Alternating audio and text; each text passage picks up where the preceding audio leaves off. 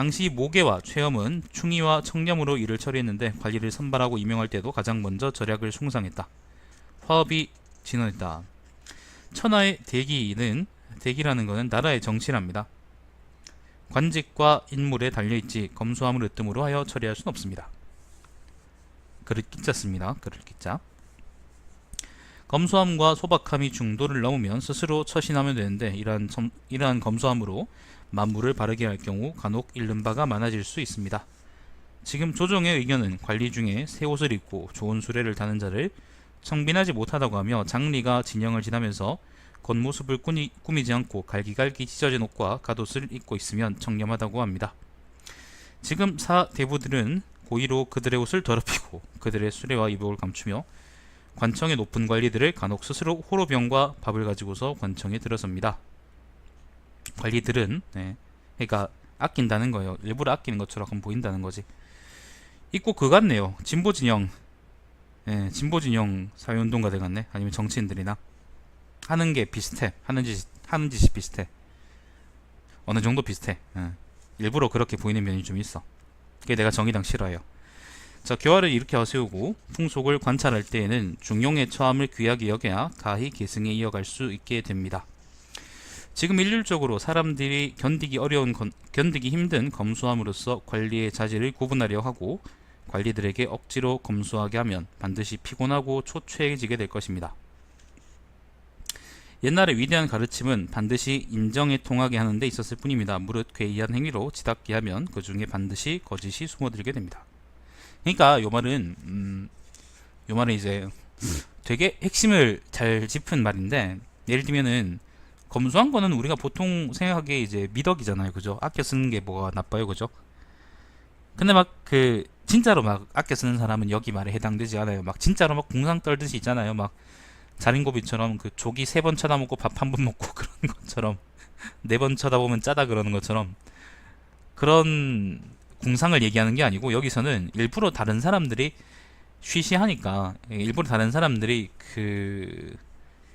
요즘은 근검절약이 대세 아니냐 뭐 그렇게 한다고 해서 일부러 있잖아요. 그런 식으로 처신하는, 실제로는 절약하지 않으면서 일부러 그런 식으로 막 바퀴 하나 펑크내서 다니고 아니면 차문 하나 이제 고치지도 않고 쓰고 막 그런 거를 예를 들면 이제 여기서 이제 비판하고 있는 거예요.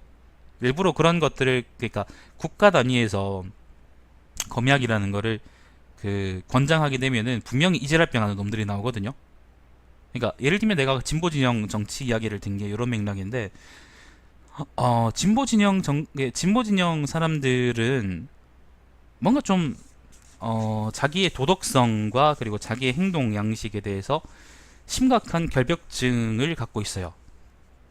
심각한 결벽증이요. 아주 심각한 결벽증.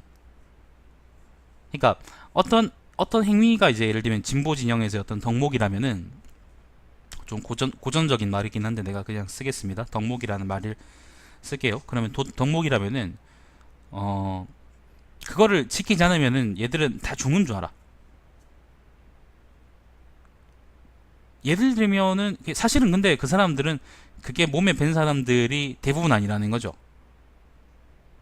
그러니까 눈속임으로 그냥 지키고 있다는 거예요. 예를 들면은 누가 이제 저한테 예전에 진보 진영 쪽에서 왜 보수 진영보다 성 문제가, 성 관련한 문제 있잖아, 추문이나 아니면은 뭐 범죄들이 많이 터지느냐라고 나한테 물은 적이 있는데, 나는 그때 대답을 어떻게 했냐면은, 사실은 그 사람들은 겉으로는 떳떳한 척 하지만은 속으로는 그게 아닌 사람들이기 때문이다. 그러니까 오히려 자기가 말을 해놓고 자기가 그거 안 지키면은 그게 또 웃겨 보이니까 그걸 어거지로 지키는 것처럼 보이지만은 사실은 내부가 더 이제 썩어 문드러지는 경우가 많다라고 나는 얘기를 했었어요. 보수도 그렇겠죠. 당연히 그렇겠죠. 근데 예를 들면 내가 이제 나는 근검절약 하겠다라고 얘기하고 이제 근검절약 안 하는 게 사실은 그게 더 웃긴 거잖아요, 그죠? 진보적인 사람들은 그게 싫은 겁니다. 그냥 얘기를 해봤습니다. 특히 이제 정의당하고 노동당 정치 이야기를 하자면은, 정의당하고 노동당 쪽에서 이제 그런 경향이 좀 많이 심합니다.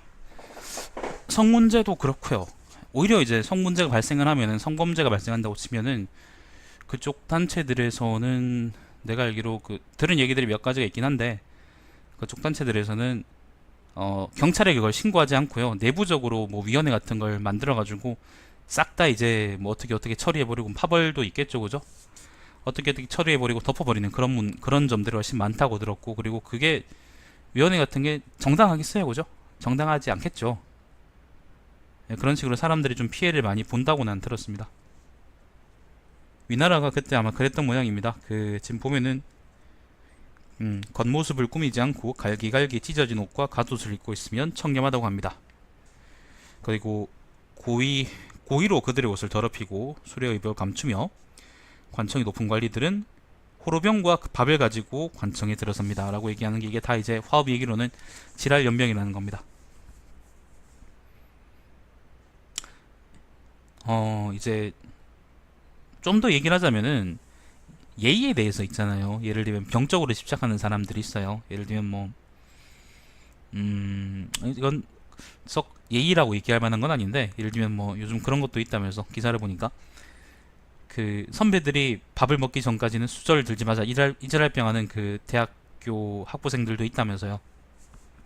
요거 사람 얼굴 같네 요거.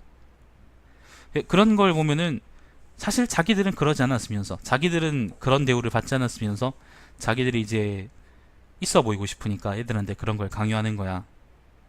그래놓고는 그게 이제 미덕인 것처럼 포장하고, 그리고 그게 예의 바른 것처럼 포장하고, 그리고 뭐 또 뭐라 그럴까,